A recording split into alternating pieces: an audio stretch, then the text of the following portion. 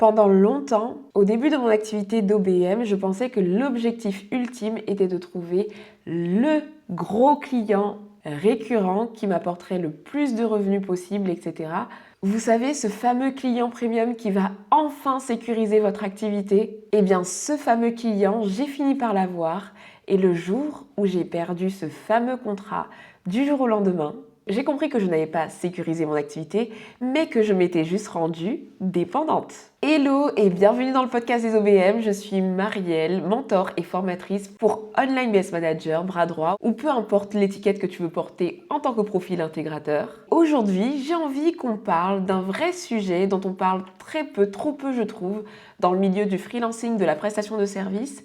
J'ai nommé la dépendance, précisément la dépendance économique. Parce qu'on parle beaucoup d'indépendance, on parle beaucoup de liberté, on parle de quitter le salariat, d'avoir ses propres clients, tout ça c'est ok, check, check, check. Mais parfois, sans s'en rendre compte, on recrée exactement la même chose qu'on a cherché à fuir.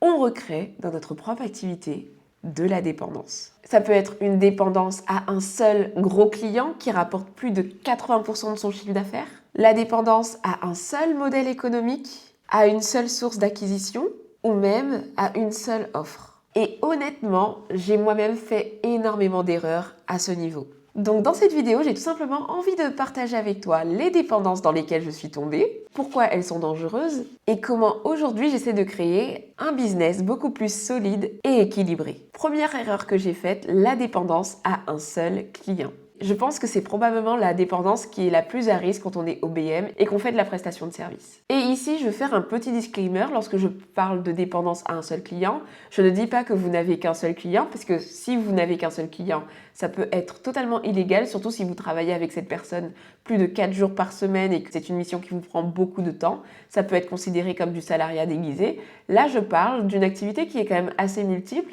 mais où la majorité de votre source de revenus, genre je dirais plus de 70% de vos revenus, dépendent d'un seul client. Cette problématique, je pense qu'elle touche la plupart des freelances qui font des prestations premium et je la comprends totalement. Parce qu'avoir un gros client premium récurrent, c'est hyper rassurant. Tu sais combien tu vas gagner, tu as plus de visibilité sur tes finances, tu as de la stabilité et tu te sens sécurisé. Et moi aussi, j'ai vécu ça. C'est d'ailleurs ce qui m'a amené dans le freelancing.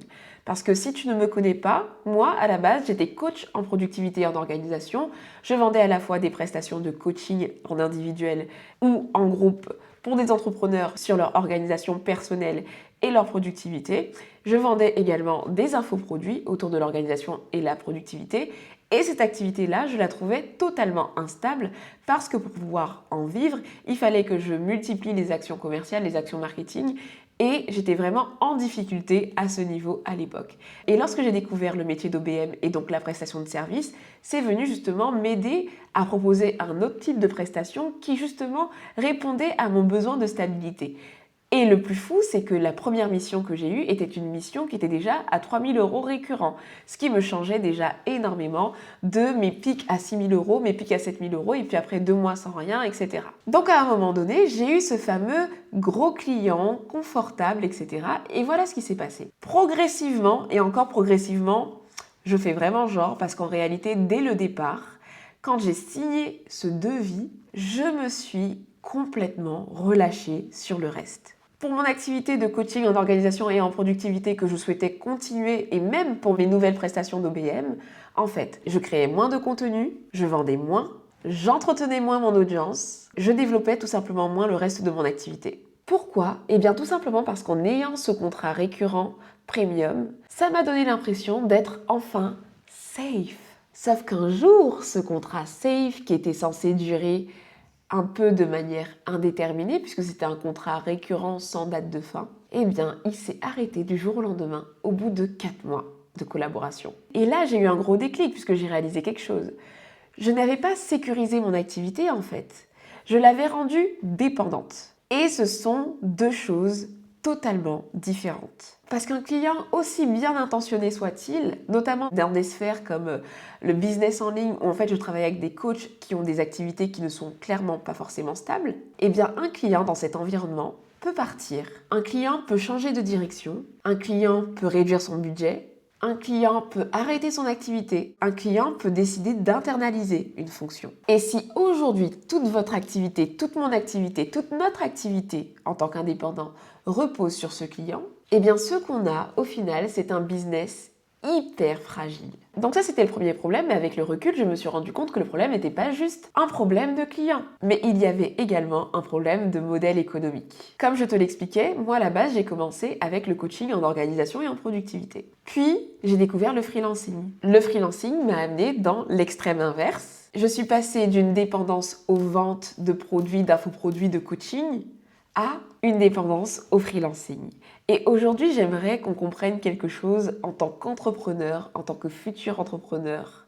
Retiens bien ça, il n'y a aucun modèle parfait. Le freelancing a des avantages comme la stabilité, la récurrence, la relation client forte, la visibilité financière.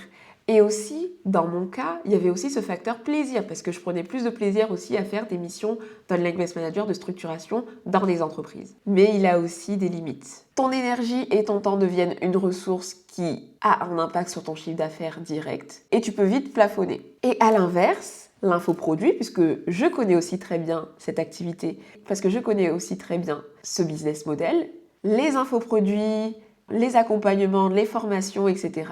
Ça peut sembler sur le moment plus libre, mais il faut savoir vendre, il faut créer du contenu, assurer une certaine visibilité pour faire perdurer sa prestation. Par exemple, moi, lorsque j'étais au BM, je facturais par exemple un client récurrent pendant presque 2-3 ans à 2500 € hors taxe pour une journée travaillée à peu près, un peu plus, versus dans mon activité d'infoproduit, une fois que j'avais vendu ma formation, je sais pas moi, à 600 €, mon accompagnement de coaching à 1000 €, en fait, il fallait vite que je trouve d'autres clients. Donc le volume de clients pour vivre de mon activité avec mon activité de coaching en productivité n'était pas le même que mon activité de freelancing.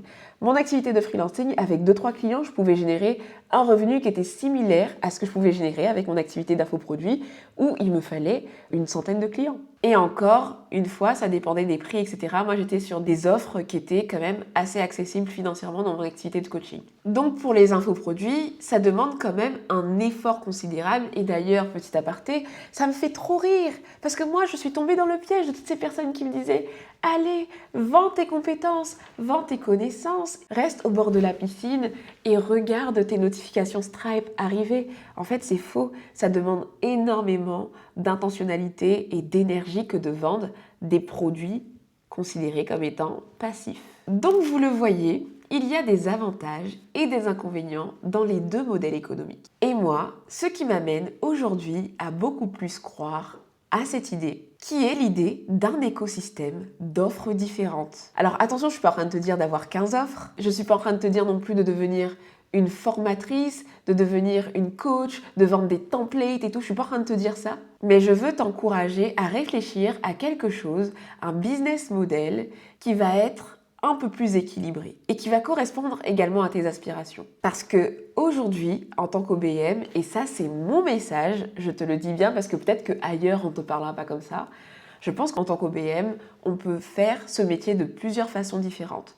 On peut être une OBM en prestation de service, on peut être une OBM consultante, on peut être une OBM qui accompagne, on peut être une OBM qui crée des produits, on peut être une OBM qui fait des missions ponctuelles one shot. Alors petit aparté, la vidéo n'est pas terminée. Mais si je t'ai déjà apporté un peu de valeur, pense à liker cette vidéo et pense à t'abonner à la chaîne YouTube ou si tu m'écoutes sur une plateforme de podcast, à t'abonner sur la plateforme sur laquelle tu m'écoutes. Parce que j'essaie vraiment ici de montrer la réalité de ce métier et pas juste le glamour des réseaux sociaux. Et ça mérite un petit coup de pouce, on est d'accord. Alors revenons à nos moutons.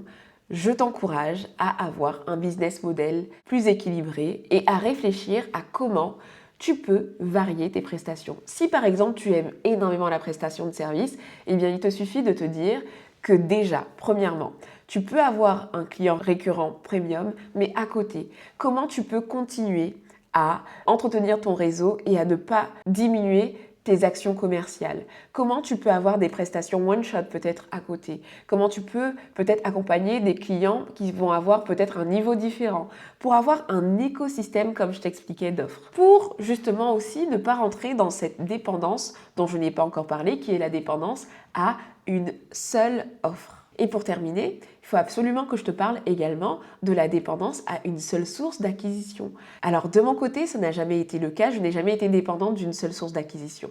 Mais combien de fois je parle à des OBM, des futurs OBM, des OBM qui sont déjà lancés, c'est souvent le cas, et elles m'expliquent « Non mais aujourd'hui, moi j'ai pas besoin de prospecter parce que mes clients arrivent du bouche à oreille. » Clairement, déjà, ça, premièrement, le bouche à oreille n'est pas forcément une stratégie sur laquelle on peut s'appuyer, mais c'est surtout que c'est une forme de dépendance. C'est une dépendance totale à une seule source d'acquisition qui est du bouche à oreille sur, en plus, laquelle tu n'as aucun levier. C'est-à-dire que ça tombe du ciel, quoi, une recommandation.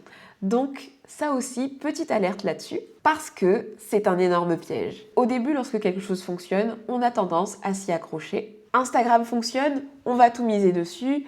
LinkedIn fonctionne, on va tout miser dessus. Le réseautage fonctionne, on va tout miser dessus. Malte, une plateforme, ça fonctionne, on va tout miser dessus. Bon, t'as compris la chanson, je vais pas tout te faire en mode on va tout miser dessus. Et le problème, c'est qu'à partir du moment où cette source d'acquisition de nouveaux prospects, de nouveaux clients se met à ralentir, eh bien c'est tout qui ralentit. Je te disais que j'étais pas tombée là-dedans, mais en réalité, je suis un peu tombée dedans.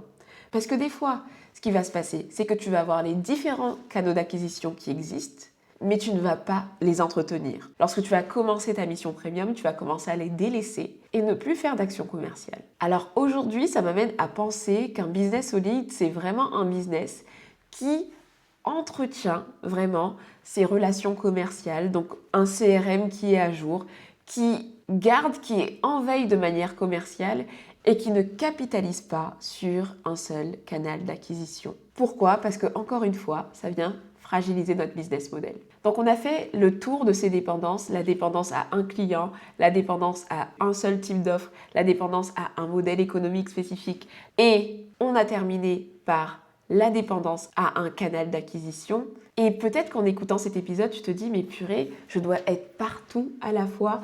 C'est difficile, est-ce que je vais y arriver? Et c'est vraiment pas avec ce sentiment que je veux te laisser en réalité. En fait, je trouve que cette vidéo, elle vient nous rappeler à quel point la vraie liberté entrepreneuriale, ce n'est pas juste quitter le salariat, mais c'est vraiment de construire quelque chose qui peut survivre dans le temps. Peut-être qu'au début de ton activité, tu vas vivre une forme de dépendance. C'est tout à fait normal.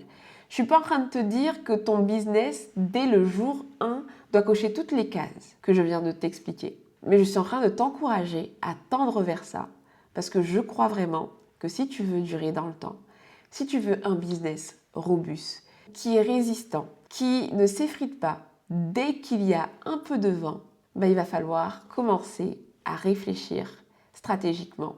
Et pas juste en faisant les choses juste pour les faire, histoire d'avoir un business model robuste, mais aussi en prenant le temps de réfléchir à tes envies, tes ambitions et l'écosystème réel que tu veux créer autour de cette activité que tu as envie de lancer.